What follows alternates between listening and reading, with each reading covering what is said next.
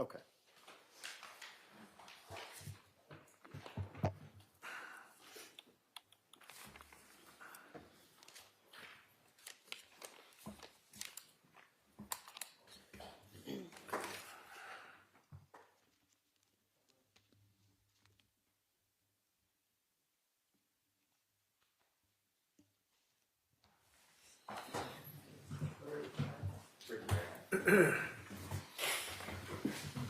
Do you solemnly swear that the testimony you shall give to the court and the jury in the matter now pending shall be the truth, the whole truth, and nothing but the truth, so help you God? I do. Thank you. Good afternoon. Oh, afternoon, yes, sir. Good afternoon. Could you please state your name and spell your last name for the record? Yes, good afternoon. My name is Lieutenant John Fanning, Fanning, Please start. by the Massachusetts State Police, How long have you been employed by the Massachusetts State Police? 19 years. And you said your current rank is lieutenant. Yes, How long have you been a lieutenant? since December of 2021. And what is your current assignment? I'm currently assigned to the Norfolk State Police Detective Unit as the executive officer. And what are your responsibilities as the executive officer? I handle administrative duties, operations. I'm a supervisor in the homicide unit. I also supervise the white-collar crime, sexual assault, and computer crimes troopers that are within our office. And how long have you been assigned to the Norwood Detective Unit? 13 years. Directing your attention to May 15th, 2020, did you become involved with an investigation regarding Dover and the towns of Dover and Dedham? Yes, I did. And what was your rank at that point in time? I was a sergeant. And as a sergeant, what was your responsibility at that point in time? I was a supervisor in the homicide unit, so we alternated duties weeks on and off with other supervisors where we would cover a week of call, and we have troopers that are on call 24 hours a day, 365 days. And who was your supervisor? Lieutenant Jerry Metaliano. So on the 15th, what, if anything, did you do with regard to the investigation in Dover and Dedham? So on May 15th, 2020, I was notified by a Dedham detective that they were investigating a missing persons that initiated in Dover, but they had involvement at a hotel in Dedham. The detective directed me that one of the persons involved, Ingolf Tuerk, goes by Harry, was at the hospital, at Norwood Hospital, along with Detective Gonski from Dedham Police Department. This was in the early afternoon hours, I would say 1 to 2 p.m.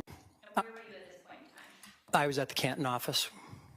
And so what, if anything, did you do? I went right to Norwood Hospital and met with Detective Gonski. Simultaneously, I was notifying Trooper Kakowski, who was being assigned the case. He was coming back from the State Police training at the State Police Academy. I told him to head home, change, and then give me a call, likely heading towards Dover. I met with Detective Gonski. Is this at Norwood Hospital? This was at Norwood Hospital, yes, ma'am. Okay. And did she give you anything? She did. She gave me the phone that belonged to Harry. And what, if anything, did you do with regard to that? I had that phone transported back to our Canton office And what was the purpose of that? for preservation. What, if anything else, did you do at Norwood Hospital? After learning of the defendant's condition at that time, he was unconscious. We had really no information as to what his condition was, other than that he was unconscious and he was in the midst of COVID. There was no one that we were going to speak to at the hospital.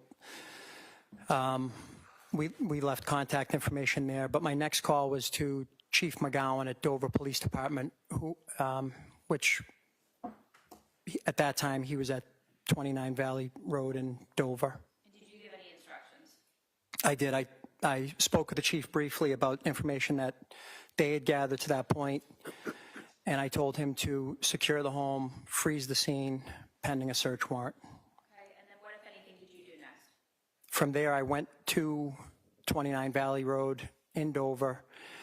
I then I also started calling troopers within our office to have them also to start heading to that location. I arrived at 29 Valley Road, met with the chief. Simultaneously, troopers from my office are starting to arrive. I'm sending them out on a canvassing mission, also a search mission, looking for video surveillance. I also had a K-9 trooper from the state police respond to the scene, and I gave them a little gist of what we knew at that time and had them start conducting a search. All right, what, if anything, did you do after that? At that point there, again, the house is frozen. We have troopers canvassing, looking for video surveillance. We have a K-9 searching the exterior. I had learned about a call, a person by the name Kurt Fannenstyle, that he got this text from Harry around 4 a.m. that morning. This is what kind of prompted these calls to go out. We had an address for Kurt, and it was close by to the residence. I asked the chief if he could accompany me. All my troopers were busy doing canvassing. If we can stop by there before we head back to the Dover police to talk with Kurt. And did you go to Kurt Fannenstale's home? I did. With Chief McLean? Yes, All right, and were you able to speak with Mr. Fannenstale? I was. And did he show you anything while you were there? He just showed me text between himself and Harry. Okay. And after speaking with him, what, if anything, did you do? Well, I told Kurt before we left that we'll have troopers, we'll probably have them come back to Dover PD in a little bit to conduct a more formal interview. And then from there, we went off to Dover PD Police Department, myself and the chief. And what, if anything, did you do while you were at the Dover Police Station? So once we got to Dover, that was kind of our command post in a sense as to working on this missing persons. I had troopers out, Dover Police had officers out conducting interviews. So we were waiting for them to finish and rally back at Dover Police Department. Simultaneously, Trooper Kakowski comes back, who's assigned the case officer. He meets back at Dover Police. And at that time, we're just trying to figure out who do we need to interview quickly. And so we start coordinating those types of interviews. We also have Trooper Kakowski starting to write the search warrant for the Valley Drive residents. I'm sorry, Valley Road residents, and also items in Dedham. Conduct any interviews yourself at that time? I had a brief conversation with Stephen Rocca, who was the kid's father. Again, just get some preliminary information. Once I had a location on him, I sent 2 troopers out to interview him. And was there anything else that you requested while you were at the Dover Police Station? So a little bit earlier to that, I had Trooper Ed Keefe, who does a lot of forensic work with us, mobile forensics, computer forensics. I asked him if he could re-request the pings on an exigent circumstances. It was my understanding that either Dover or Dedham had already requested pings on Katie McLean's phone. And why were you re-requesting the pings? Because I wanted to see the information, see if anything had changed from the time that they requested it and we requested it. And quite frankly, we always verify our information, and it's just better for me to get the information myself and have my people process it. And did you obtain information once you requested the ping? We did. And generally, what information was provided to you? They're just, there's a series of records that are provided when you do a ping or anything called detail records, cell site location information. But ultimately, if the phone is on and active and there's either calls being made or data being transferred, so this information hits a tower either through call, SMS, or data. Those are the 3 streams that would hit a tower. Typically, we stick to calls and SMS. That will plot out points historically. It's not live time that we get this information. It's all historical. So if we ask for a requested period of time, you could get hundreds of hits on a tower, or you could get 3 or 4 if the phone's off, or, so you only get it if the phone's on. I just looked at those points on a map. There's a whole sequence of events you have to do to just look at those. And they were in and around the Valley Road address. So they were consistent with the area around Valley Road in Dover. All right. And there was only maybe 3 or 4, it was under 10 hits that we could look at on a map. To what extent does geography play a role in your ability to utilize information that you receive from a ping? It gets a little bit into radio frequency, can travel for a good distance. Certainly buildings, hills, we don't have many mountains around here, but things like that can certainly change frequency. I think the easiest way to explain it is everyone's phones that are here have a tower that they want to use right now, an antenna that your phone's looking to use. And then it's mapping a second and a third tower in case you move or you're on the move. That would continue from here down 95 if we were driving on the highway, that your phone's continuously doing that. So the phone can change between antennas that it likes to use, and some of it can do to weather, some of it could be due to use, buildings, hills, things like that. Distance certainly plays a factor into it. All right. And is it fair to say that at a certain point, search warrants were obtained for 29 Valley Road and other locations? Yes, and previous to that, based on those ping hits, I contacted another state police canine to start working on another search area. We also started planning for a full grid search with our special emergency response team for the following morning. That would have been May 16th. So we got those things planned while we were writing the search warrant and prior to having it signed and executed. And were you present when the search warrant was executed at 29 Valley Road? I was. And was that in the early morning hours of May 16th? It was. Directing your attention to later on May 16th, what, if anything, did you do later in the day? We had the special emergency response team kick off in the morning, gave them a briefing around 8 to 9 a.m. They started off on their search, grid search. In the meantime, Trooper Kakowski went back to Norwood Hospital. We were told that Harry was awake and alert, so we had Trooper Kakowski there. We had troopers conducting different things during the day. At a certain point in time, well, throughout the day, were you in touch with Trooper Kakowski? I was. And directing your attention to the evening time, were you aware at a certain point in time that Trooper Kakowski and Dedham detectives were able to speak with Dr. Tuerk? Yes. Okay. And at a certain point in time, did Trooper Kakowski reach out to you with information? He did. And what, if anything, happened after that? He given me a description of. So objection, what happened after that? Okay. All right. Sustain. Ask it again. What, if anything, did you do after speaking with Trooper Kakowski? I went to 1 Francis Street in Dover. Did you go alone or with anyone else? I went with Chief McGowan, Sergeant Mayow, and Officer Sullivan. Those 3 are all from Dover Police. And did you utilize information that Trooper Kakowski provided you with? I did. And did you share that information with the Dover police officers?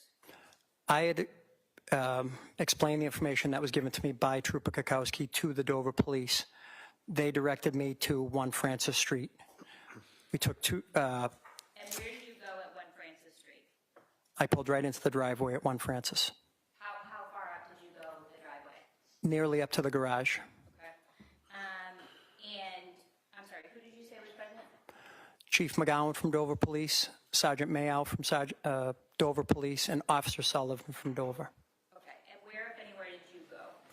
We split up into 2 groups. If you, I guess the easiest way to explain it is if you split the pond in half, Chief McGowan and Sergeant Mayow went to the left, Myself and Officer Sullivan went to the right, and we were just going to cover the pond that way. But to give you a visual, I'm heading back to what would be in front of the house at 1 Francis Street, where the chief and the sergeant are heading back towards more the main road. And can you describe the lighting conditions? It was dark, overgrown, thorns, bushes, trees down. It was not an easy area to walk through. I stayed very close to the shoreline. And how were you able to see? Flashlight. And at a certain point, were you able to observe anything from the shoreline? I was. Within 2 to 3 minutes, I could see, at the time I was maybe 30 feet from, because I was scanning the water with my flashlight, I could see something that clearly stood out to be consistent with a body. And could you see could you see the condition of the body? I moved closer to the closest point from the shore to the body. I could then tell from there clearly that it was a body. I could see an upper torso that was exposed. The body was face down. I probably had a better description of the body once it came out of the water. But at that time, I could see what I would describe as black pants, upper torso, dark hair, face down. And could you tell if the person was alive or deceased at that point? Deceased. And in general, what section of the pond were you in? I would have been, if you were standing on the front steps of the house that faces out towards the pond, probably at maybe 1 or 2 o'clock from the house, almost directly in front of the house, just maybe a little bit off to the right. And so after observing the body, what, if anything, did you do? From there, I contacted the state police dive team, which would assist with the removal of the body. I then also contacted crime scene services to have them start bringing a trooper that could document the scene. And then I also notified the medical examiner's office. And what, if anything, was done with the body by the dive team? So it took a little bit for the dive team and crime scene services to arrive, but eventually the dive team got there. They suit up in gear that they can wade through cold water. The body was approximately 15 to 20 feet out. It was roughly in 3 or 4 feet of water. And they basically bring the body back onto the shore. They had a blue tarp set out, and they placed the victim face down. And can you describe the body at that point in time? The body was, again, there was nothing on the upper torso. There was no shirt on the upper torso. I noticed 2 large rocks in what I would describe as black yoga pants. It seemed like there was one in the front, one in the back. Once the body was turned over, again, I observed what I believe to be another rock in the front of the pants, nothing on the upper torso, darkish hair, and then when I looked a little bit closer, I did identify it as, the body as Katie McLean. There was debris on her body, soot from the pond, dirt, dust. Her body was, I would say, well preserved, and it just had pruning, as if you were in a bathtub for too long and you get prune skin. That's how I would describe the condition of her body. After noting that Katie McLean did not have a shirt on, did you make any observations in the wooded area? I did, and this would have been between the time I notified crime scene services and the MSP dive team. I started searching around the area. Not too far from where I saw the body, I found a black, at the time, it looked like a black shirt. It was kind of hooked on a tree that had fallen down, kind of got caught on maybe like what was a branch at one time. So I made sure that we documented that. When crime scene showed up, they documented the shirt. Eventually, once we removed it, we realized it was a black tank top style shirt. All right. And so did crime scene services troopers document through photos the scene at 1 Francis Street? They did. The body, the scene, the shirt. And we also took photos the next day on May 16th under daylight conditions. All right, so jurors, the Commonwealth is about to introduce into evidence through this witness some additional photographs showing Ms. McLean. You'll have these photographs with you in connection with the witness's testimony and during your deliberations. The photographs are not pleasant. They may be described as graphic. I instruct you that your verdict must not in any way be influenced by the fact that these photographs may be unpleasant or graphic.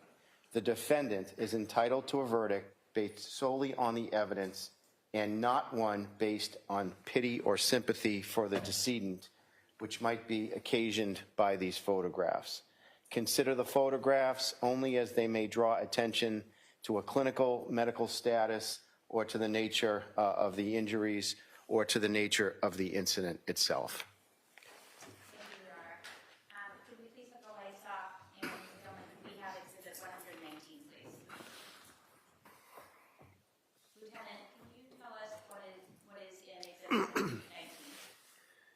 1 Francis Street. 120, please. What is it 120? You're heading towards the pond is kind of in that wooded area to the left, almost directly in front of the house. 121, please. What's in 121? Again, that's headed toward, that's the pond behind those trees. And 122, please. What is in 122? This would be a picture from the driveway. The house would be to my back right if I was in this picture, and you're again facing towards the pond. 123, please. What is it 123? Again, from the woods facing towards the pond. 124, please. What's in 124? This would be with the pond to our back and left, back towards the house. 125, please. What is in 125? The pond. And does this also fairly and accurately depict the brush and the trees and the foliage during this time, during May of 2020? Yes. Okay, could we have 126, please? Or 27, sorry. What's in 127? Again, facing the pond. 128, please. What's in 128? The pond, you can start to see it there a little bit. And where in the photograph can you see it a little bit? Well, I guess where the trees end there. And just a little bit off to the left here. So we're kind of on the shoreline. Sorry, that's probably the best way to describe it. And could we have 129, please? So, See in 129. yeah, and that, I guess, black space behind those trees is the pond. Is there a laser pointer up there with you? Oh, okay. Use that as Sorry about that. Shoreline here. Pond back here. all right. And is it fair to say that it's dark in this photograph? Can you say that again? Is it fair to say that it's dark in the photograph? Yes. Okay. And was the crime scene photographer using flash at certain points? Yes, you wouldn't be able to see if you didn't have a flashlight out here. There was not much ambient light otherwise. Ms. Gilman, is this 129? Could we please have 130? And what does this show? Again, right from the shoreline looking out to that pond. 131, please? What is in 131? The shoreline. 132, please? What's in 132? That's the black tank top style t-shirt that I observed and then recovered. And is that the area where it was located when you first saw it? That's where I saw it, exactly right there. On that tree? You could see it's caught on that branch. 133, please?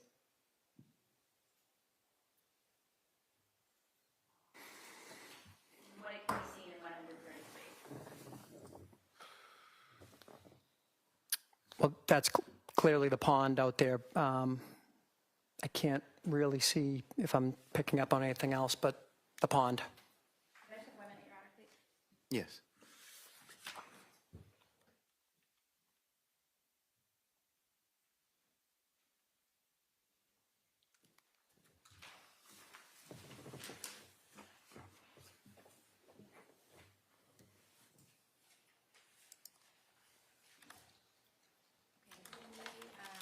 Please have 134.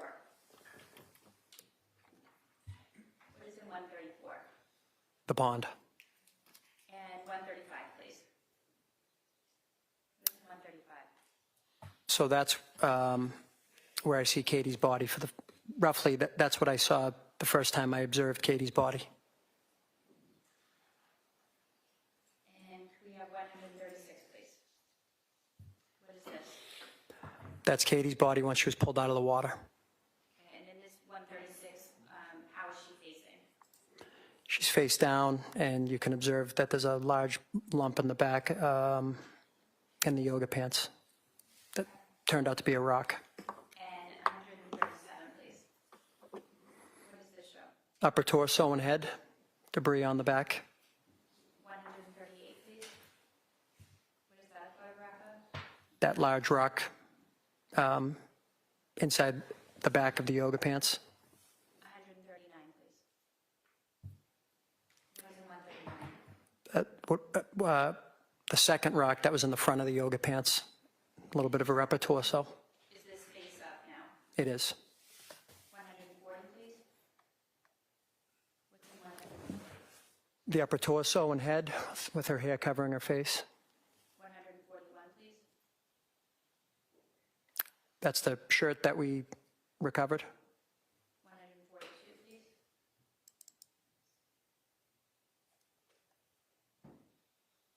I'm sorry, is that 142, Ms. Dillon? That is 142. Okay, 143, please. What's in 143? The shirt that we recovered. And 144, please. That is a different shot of the shirt. Yes. 145, please. That's just the shirt with the, and the pond in the backdrop. And 146, please. What is that photograph? After we recovered it off that branch, that's what it looked like. Okay, it's spread out in that photograph. Yes. And so you said that the next day you returned to 1 Francis Street. Yes. And what was the purpose of that? To take the photographs in daylight conditions. It was really dark. There's things we could have missed. Also to conduct a search if there was anything that we missed in that area. Okay. And were there further photographs that were taken? Yes. Were there any additional items that were collected? No. Okay. Ms. Dillon, could we please have exhibit 309, please?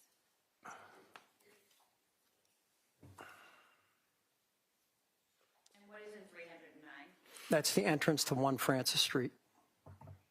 And are these series of photographs the daytime photographs? They are. Okay. 310, please. What can be seen in 310? Driveway and pond of 1 Francis Street. And 311, please. What is 311?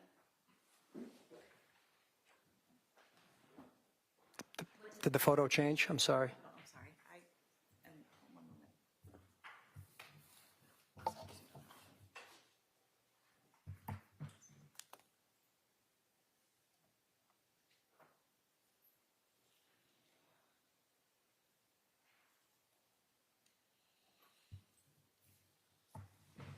Is this 311? Yes. Okay, thank you.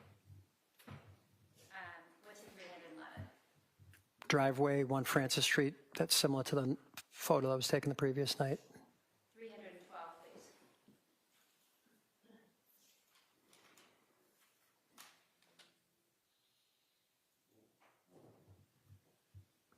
What can be seen in 312? Pond is basically off to your left here, 1 Francis Street off to the right. This is kind of the wooded area leading up to the pond. And 313, please. What can we see in 313? Closer image of the previous picture. It's hard to tell if I can see the pond from here, but it's just a close-up of the previous picture. Okay. And what's the ground between the trees in this picture? how would I describe it? Yes. Brush, thorns, a lot of down trees, branches. It's not like cleared out like as if you had a pond front property or something. It's a pond, and I would describe as what the usual things that lead up to a pond. There weren't paths through there, or things like that. Was there a mulch parking spot kind of area in 2020? No, not that I recall. Okay. We have 314, please. What is that photograph of? That's heading directly, that's the pond, and then heads back out to the main street, but the pond is basically behind those trees there. 315. What is that a picture of? The ground? And what else can we see? Thorn bush? Okay. And I think you testified earlier, were there thorn bushes in that area in Yes. 2020? Lot of thorns. We have 317, please.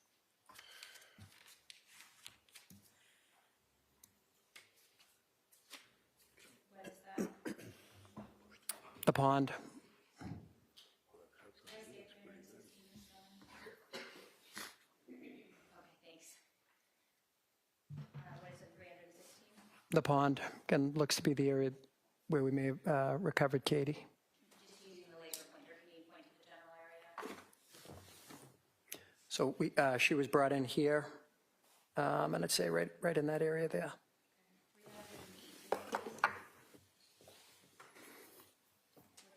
Just a closer shot of the water. 319, please. Different shot of the water, but you can see the grass and petals there where she was close to.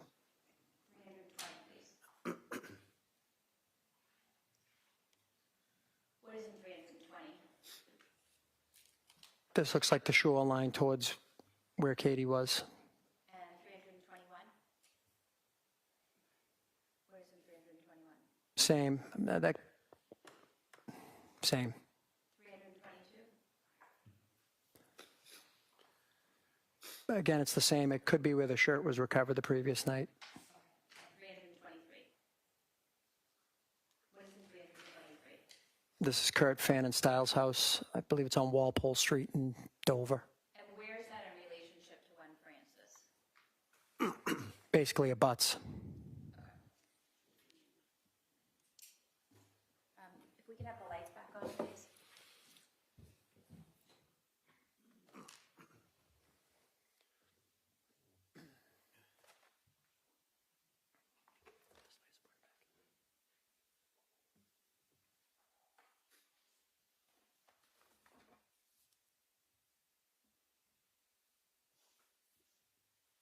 There's gloves in front of you.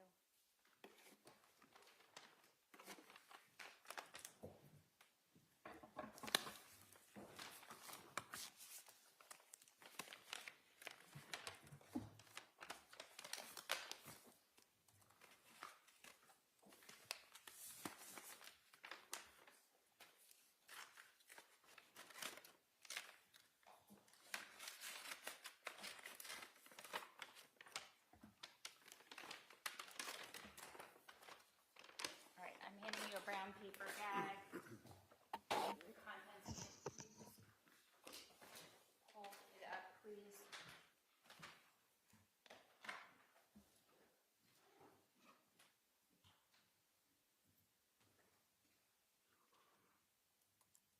And what is that item? This is the black tank top style shirt that we recovered in front of 1 Francis that night. And then was it placed in that brown paper bag? It was. All right, and that's put it back in the brown paper bag. And I don't know if I said this, Your Honor, there's an exhibit sticker on it. Hold on. No objection, Mr. Reddington? 308. It's marked as 308. Okay.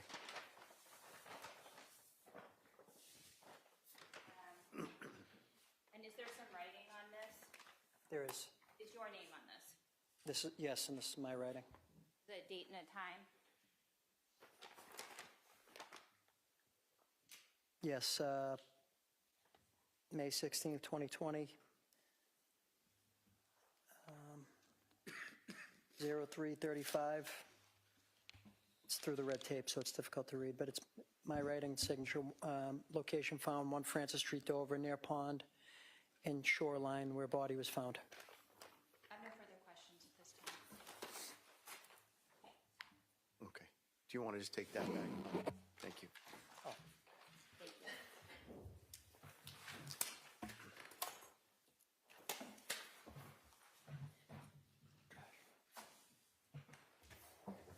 No questions, thank you. You may step down. Thank you, Your Honor. Evan Walsh, please, at this Okay. time.